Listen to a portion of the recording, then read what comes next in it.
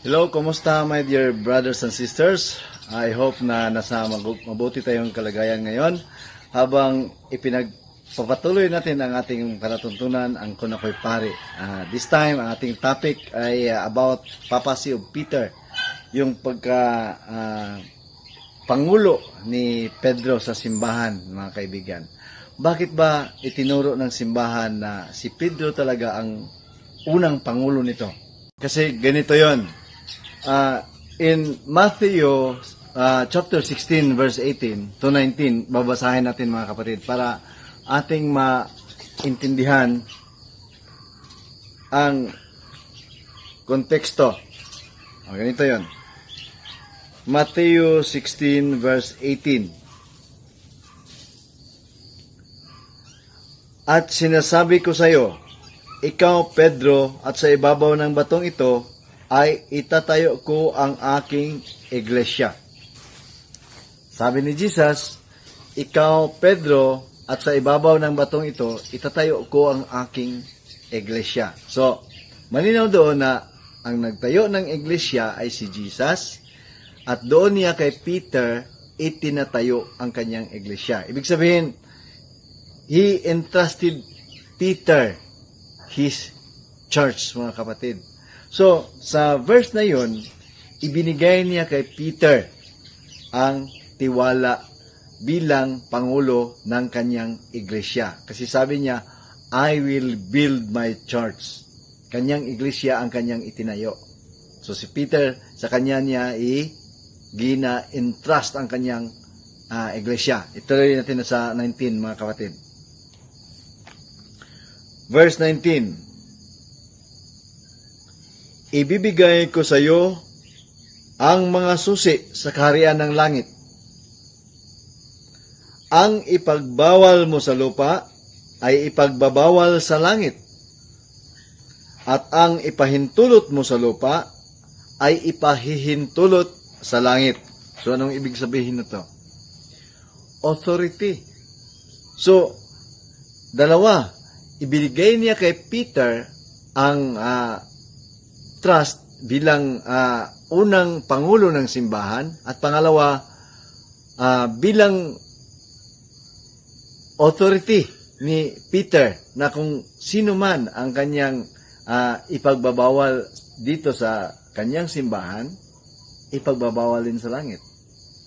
Ang kanyang ipahintulot dito sa lupa, pahintulutan din sa langit. So, that means authority, mga kapatid. No?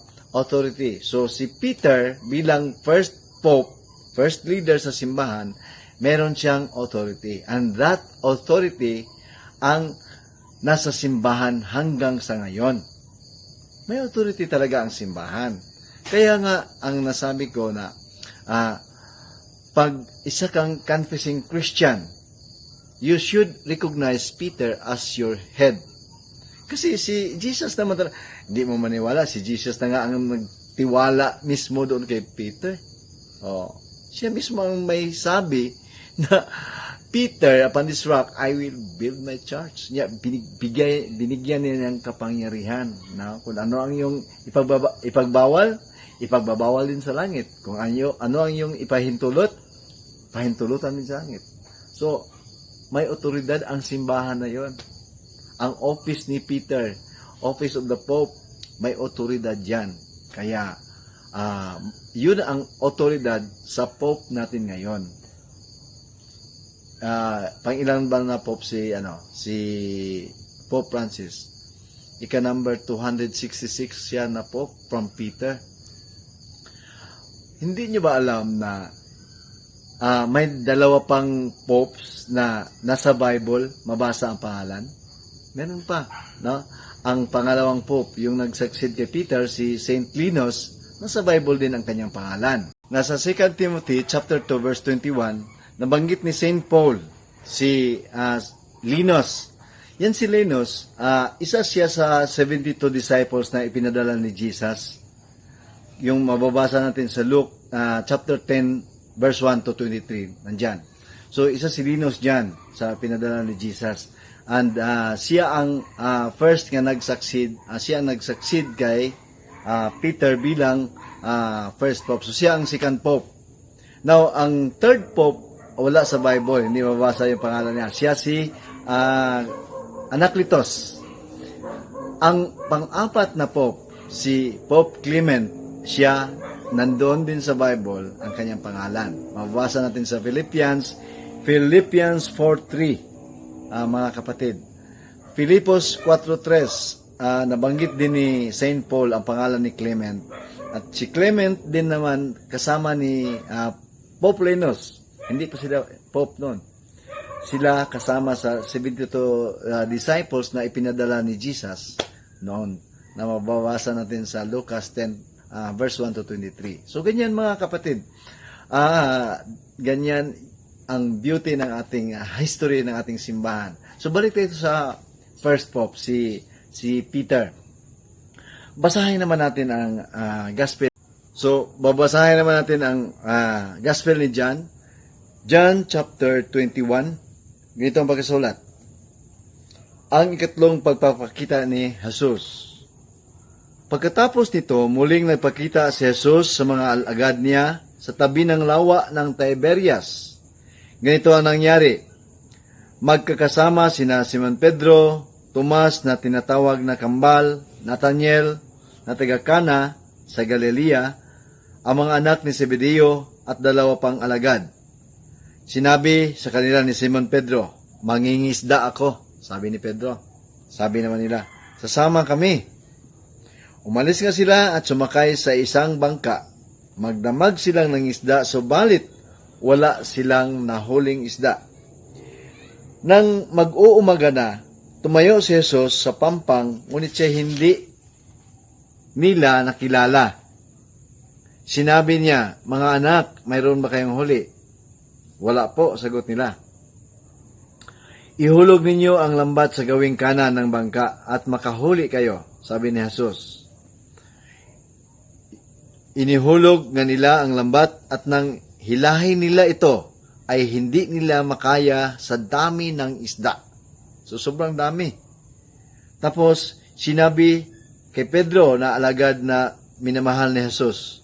Sinabi kay Pedro ng alagad na minamahal ni Jesus, ang Panginoon yun. Nang marinig ito ni Simon Pedro, nagsuot siya ng damit dahil nakahubad siya at saka lumusong sa tubig. Dumaong sa pampang ang kasama niyang mga alagad, sakay ng bangka na hila-hila ang lambat na puno ng isda. Hindi sila ganong malayo sa pampang, mga 10 metro lamang. Pagkaahon nila sa pampang, nakakita sila roon ng isdang inihaw sa baga at ilang tinapay. Magdala kayo rito ng ilang isdang nahuli ninyo, sabi ni Jesus. Kaya't sumampa sa bangka si Simon Pedro at hinila sa pampang ang lambat na puno ng malalaking isda. 153 ang lahat ng nahuli nila. Hindi nasira ang lambat kahit ganon karami ang mga isda. So, ano ang relation sa gospel na to, sa prophecy of Peter, mga kapatid? Ganito, sa gospel story, nang huhuli ng isda, yung mga disipulo, yung mga apostles, na tapos wala silang huli, at doon na wala silang huli. So tinanong sila ni Jesus na, may huli ba kayo? So wala silang huli. Itaktak niyo ang pukot doon sa may kanan, ang sabi ni Jesus. So tinaktak nila ang pukot sa may kanan at nakahuli sila ng maraming isda. Ang sabi dito, yung dalawang bangka, ginapul nila yung lambat kasi sa sobrang bigat. Patungo sa na pampang. Kasi doon si Jesus eh. Now, pagdating nila doon sa pampang, kasi sabi ni, ang first na naka-recognize is si John the Younger. No? Si John, yung sumulat sa libro na to. Siya ang unang naka-recognize kay Jesus. So sabi niya, ang Panginoon yan. So, nang malaman ni Peter na si Jesus yon, sinuot niya yung kanyang damit kasi nakahubad siya, at pumunta sila sa pampang, no, kay Jesus. Doon, sinabihan sila ni Jesus na magdala kayo ng isda. Dala kayo ng isda. Alam nyo ang ginawa ni Peter? Siya lang. Sakay siya sa bangka, kinuha niya yun. 153 ka mga malalaking isda. Binilang na 153. Tandaan nyo na yung mga disciples, sa sobrang bigat, hila-hila nila. Pero yung si Peter na, mag-isa si Peter, kaya nila. Parang may supernatural power si Peter nang hinila niya yun. Kaya ni Peter, he is alone. At ang sinasabi pa sa verse, hindi nasira ang lambat kahit marami ang mga isda. And Peter alone, si Pedro lamang, si Pedro lang ang kumuha nun. Imagine, super lakas ni Peter. Sa preceding verse, hindi na kaya ng mga pinagtutulungan nila. Pero si Peter na ang kumuha. Na kaya ni Peter. 153 ka mga malalaking isda. So, imagine na, ilang kilo kaya yon. Malalaking isda, sabi. Pag dito ka sa Jensen, malaking isda. So, mga 80 kilos, ang pinaka 40 kilos to 80 kilos, malaki. So, malinaw sa talata na si Peter talaga ang pinagkatiwalaan ni Jesus sa kanyang iglesia. Dahil yung lambat doon symbolizes the church. At nakaya ni Peter yon patungo kay Jesus. At sa susunod na mga talata, mga kapatid, tinanong ni Jesus si Pedro. Sabi ni Jesus, 3 times tinanong niya, Peter, do you love me? Peter, do you love me? Peter, do you love me? At sabi naman, ang sagot naman ni Peter, yes, Lord, I love you, Lord. Yes, Lord, I love you, Lord. Sa 3 times niyang sinagot si Jesus, 3 times na may utos si Jesus. Sabi ni Jesus, if you love me, feed my lambs. If you love me, tend my sheep. If you love me, feed my sheep. Na ibig sabihin nun, pakainin ni Pedro ang kanyang mga karnero. So tayo yun. At si Pedro ang pangulo natin. Maraming salamat and may God bless us all. Abangan ang parto nito, mga kapatid. Thank you.